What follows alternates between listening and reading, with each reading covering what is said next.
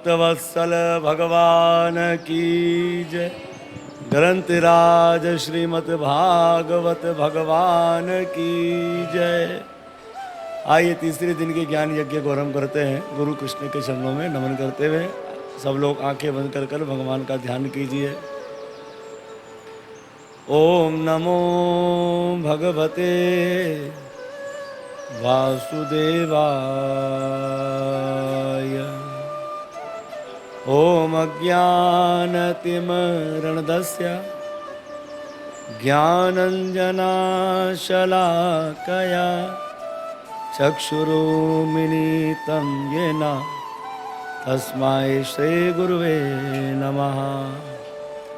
कृष्णाय वासुदेवाय देवकीनन्दनाय च नन्दगोपकुमाराय गोविन्दाय नमो नमः। हे कृष्णा करुणा सिंधु दीनबंधु जगतपते गोपेश्वर गोपीका कांता श्री राधा कांता नमोस्तुते। तप्त कांचनम गौरंगे राधे वृंदावनेश्वरी वृषभानुसुता देवनी प्रणमामि हरिप्रिया। वंचाकल्पतरुभ्यश्च कृपा सिन्धुभ्येव च पतितनां पावनेभ्यो वैष्णवेभ्यो नमो नमः। नारायणं नमस्कृत्य नरं चैव नरोत्तमं देवी सरस्वती व्यासं ततो जयनं मुद्रीयते। जयो श्री कृष्ण चैतन्य प्रभु नित्यानंदा श्री अद्वैतम गदाधर श्रीवासाति गौर भक्त विंदा। सब हरे कृष्णा कृष्णा कृष्णा हरे हरे हरे राम राम राम हरे हरे। बोलो दीन बंधु भगवान की जय। वैष्णवों का परम धर्म श्रीमद् भागवत को रोज़ाना पढ़ने से, रोज़ाना सुनने से तमाम मादी ख्वाहिश दूर होते हैं। वो भगवान जिनकी तारीफ उत्तम श्लोकों से होती है वे हमारे हृदय में विराजमान हो जाते हैं। कृष्ण जिनका नाम, गोकुल जिनका धाम, ऐसे श्री भगवान को बारंबार प्रणाम।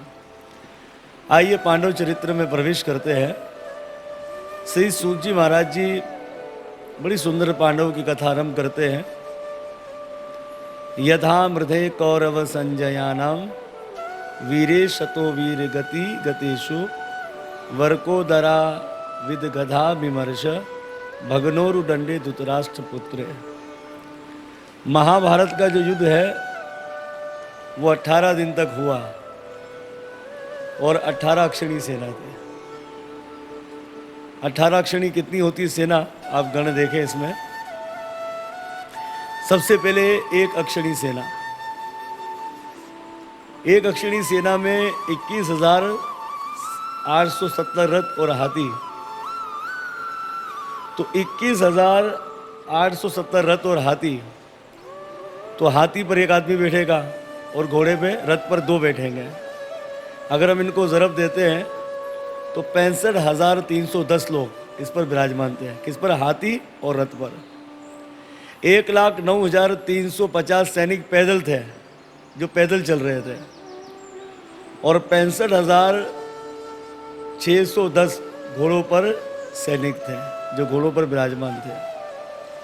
यानी कि एक अक्षणी सेना में 2,40,270 लोग होते हैं। एक अक्षणी सेना में 2,40,270 लोग होते हैं एक अक्षणी सेना में। अगर 18 अक्षणी सेना का हम गण करते हैं कि कितने लोग महाभारत के युद्ध में थे 18 अक्षणी सेना का, तो 43,24,860 लोग विराजमान थे उस कुरुक्षेत्र में। ये है 18 अक्षणी सेना। 43,24,860 सेना के अंदर सारे मारे गए, केवल 10 लोग बचे। सबसे पहले तो भगवान श्री कृष्ण, दूसरे भगवान श्री कृष्ण के सारथी दारुक जी और 5 पांडव। कितने हो गए? 7। अश्वत्थामा 8, कृतवर्मा 9 और कृपाचार्य 10।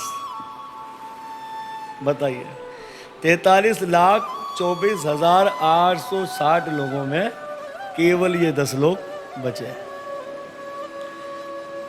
अब हमें देखना है युद्ध के विषय में। 10 दिन सेनापति कौन थे? भीष्म पितामह। 10वें दिन भीष्म पितामह को अर्जुन ने तीरों की शैया पर लिटा दिया। 11वें दिन से 15वें दिन तक 5 दिन तक सेनापति थे गुरु द्रोणाचार्य। गुरु द्रोणाचार्य जी को वीरगति किसने दी? धृष्टद्युम्न। धृष्टद्युम्न जो थे वो द्रौपद महाराज जी के बेटा थे और द्रौपद महाराज जी को यज्ञ के द्वारा ये बच्चा पैदा हुआ था।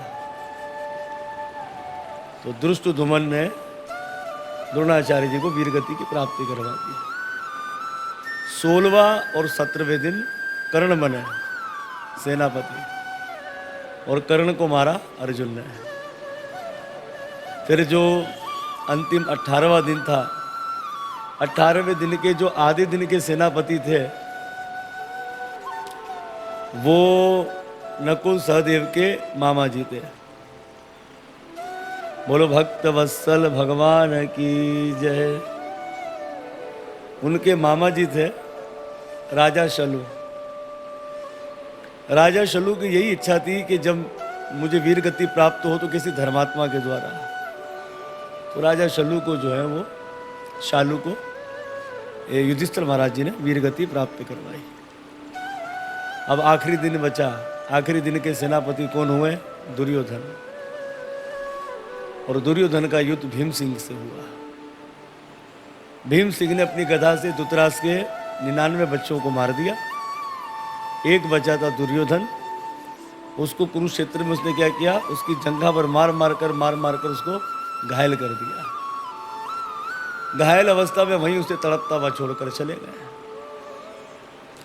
उस समय जितने गीध आदि थे वो जब मृत्यु शरीर को खा रहे थे सबके, तो वो दुर्योधन पर भी उन गीधों ने हमला कर दिया। घायल अवस्था में दुर्योधन उन गीधों को भगा रहा है। उस समय अश्वत्थामा आया। अश्वत्थामा द्रोणाचार्य जी के बेटा है। अश्वत्थामा के विषय में महाभारत के आदि पर्व में और गर्ग संहिता के गौलोक कांड में लिखा है, ये महादेव का अंश है। अश्वत्थामा आज भी मौजूद है और आगे चलकर अश्वत्थामा सप्त ऋषि में चले जाएंगे। ये भागवत में इसका वर्णन दिया गया है। अश्वत्थामा अपने मित्र दुर्योधन को देखकर रोने लगा कि मेरे मित्र, तू में साथ विद्या सीखे, साथ खेलते थे, साथ सोते थे, साथ खाते थे, आज शत्रुओं ने तुम्हारी क्या दशा कर दी। उस वक्त जो है दुर्योधन ने कहा, मुझे मेरी जंगा टूटने का शौक नहीं, शौक इस बात का कि मेरे 99 भाई मर गए पर 5 पांडवों में से एक भी नहीं मरा। अश्वत्थामा ने कहा, अगर यही बात है तो मैं आज ही पांडवों का वध कर दूंगा, उनके सरों को काटकर मैं तुम्हारे लिए लेकर आ जाऊंगा। दुर्योधन ने कहा, अगर ऐसा तुम कार्य करते हो तो जीवित रहा तो आधा राज्य तेरा तो आधा मेरा, और अगर मैं वीर गति को प्राप्त हो गया तो पूरा राज्य का भोग तुम करोगे। दुर्योधन ने अपना अश्वत्थामा से कहा। अश्वत्थामा चल दिया। उस समय पांडवों ने महाभारत का युद्ध जीत लिया था। सब पांडव सोने जा रहे थे। भगवान ने कहा, सो क्यों रहे हो?